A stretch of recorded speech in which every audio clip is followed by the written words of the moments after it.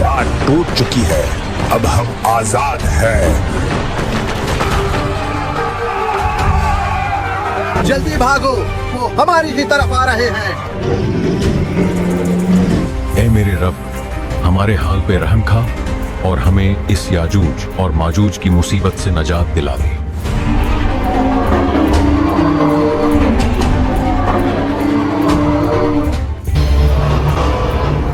मुझे ये बताया गया है कि याजूज और माजूज पर अजाब भेजा जा रहा है। असल हालात का तो नीचे जाकर ही पता चलेगा।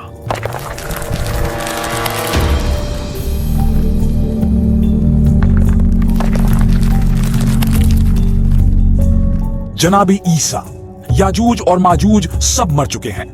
अब हम सुकून से नीचे जा सकते हैं। ये नाकाबिले बर्दाश्त बदबू है। जमीन मुकम्मल बंजर हो चुकी है और इस कदर लाशों से भर चुकी है कि हमारे रहने के लिए जगह ही नहीं बची। ऐ पालने वाले, तू हमारी मदद फरमा।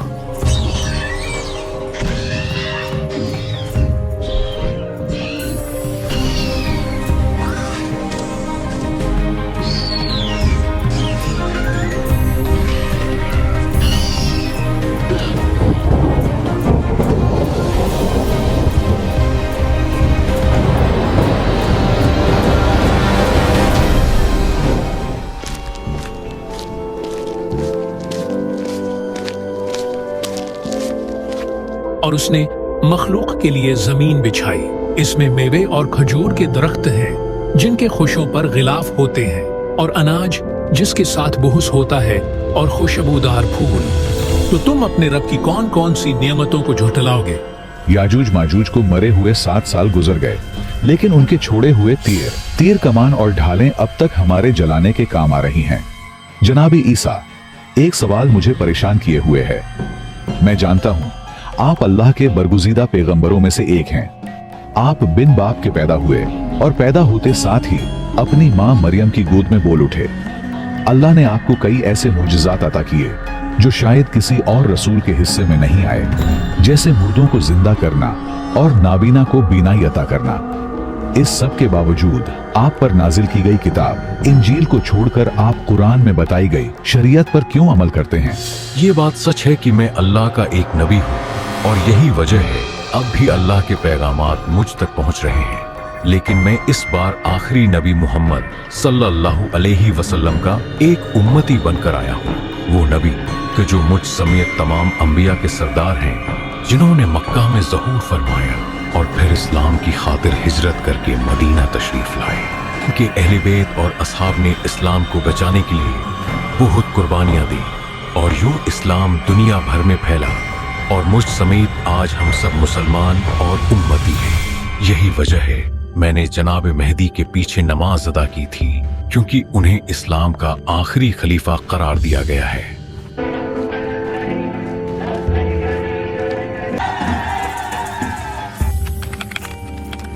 बेटा परेशान मत हो, जल्द खुदा ने चाहा तो आपके वालिद जनाबे ईसा की तबीयत बेहतर हो जाएगी।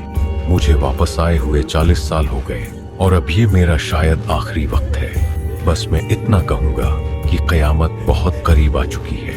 हर हाल में अपने ईमान की हिफाजत करना।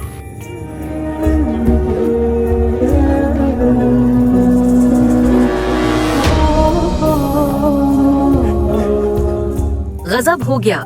जनाबे ईसा की वफात को अभी ज्यादा दिन नहीं गुजरे कि कई लोग बेदीन होने लगे हैं। फितना दोबारा से सर उठाना शुरू हो गया है। बेटा तुम्हें क्या हो गया है? तुम्हारे बाप ने दज्जाल के खिलाफ जंग में जनाबे ईसा का साथ दिया और यहाँ तुम इस कदर बुरी हरकतों में पड़ गए हो। अरे बुद्धे, अपने काम से काम रख, मेरा वक्त मत बर्बाद कर।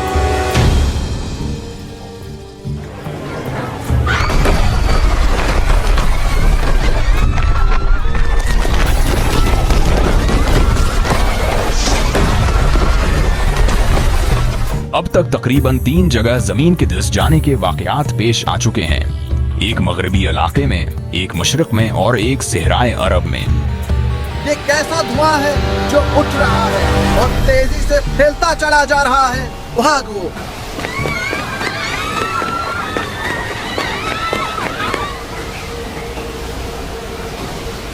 हैरत की बात है, ये धुआं किसी मोमिन पर असर नहीं कर रहा, जबकि बदकार लोग सब इसकी जद में हैं।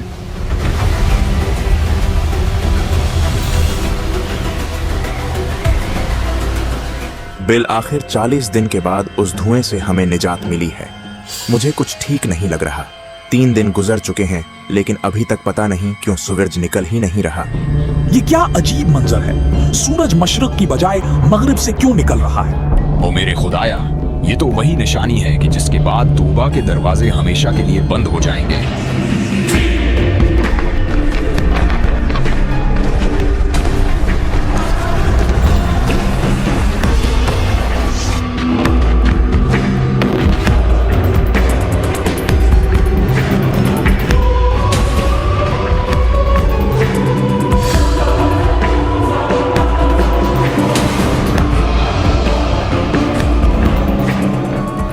मैं दाबतुल अर्ज, वही कि जिसकी आमद का कई सौ साल पहले कुरान में बता दिया गया था, लेकिन अफसोस कि तुम लोगों ने कुरान से दूरी इख्तियार की।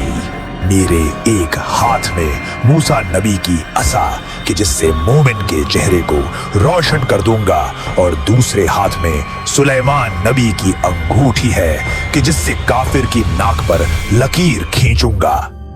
ये कैसी दिलफरीब खुशबू है। बहुत से मुसलमान लोग जिनको मैं जानता हूँ, वो न जाने कैसे सब एक साथ मर गए हैं।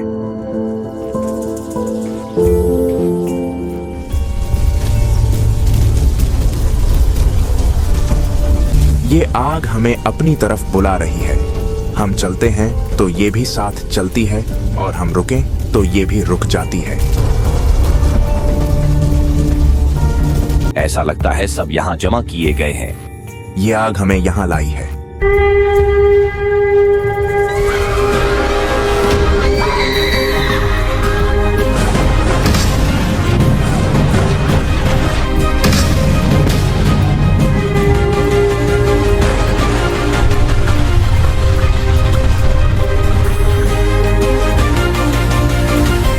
और उन्होंने अल्लाह की कदर न की जैसा उसकी कदर करने का हक था, और क़यामत के दिन सारी जमीन उसके कब्जे में होगी और उसकी कुदरत से तमाम आसमान लपेटे हुए होंगे।